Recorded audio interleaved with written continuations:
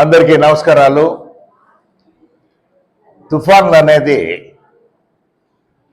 ఆ కాలంలో కూడా ఉధృతంగా రావటం అనేది ప్రకృతి వైపర్యాలు ఏ విధంగా జరుగుతున్నాయని చూస్తున్నాం. ప్రస్తుతం దిత్వా తుఫాన్ అనేది కేంద్రంగా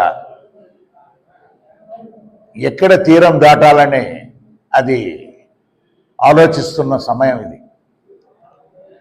చెన్నై పాండిచ్చేరి మధ్యలో కూడా తీరం దాటుతుందని వాతావరణ శాఖ వారు కూడా వివరిస్తూ ఉన్నారు.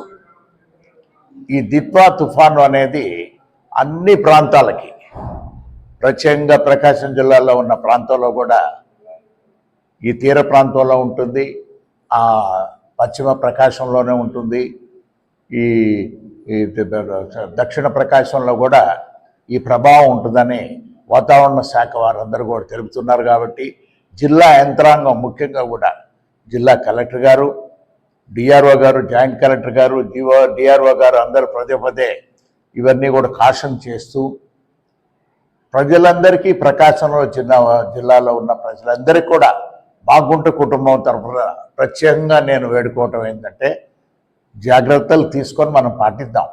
ఈ దిత్వా తుఫాను నుంచి, బారి నుంచి కూడా మనం కాపాడుకుంటాం.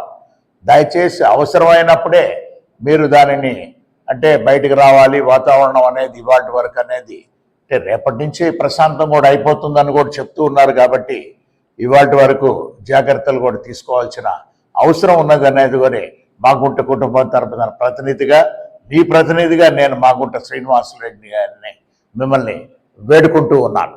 Thank you.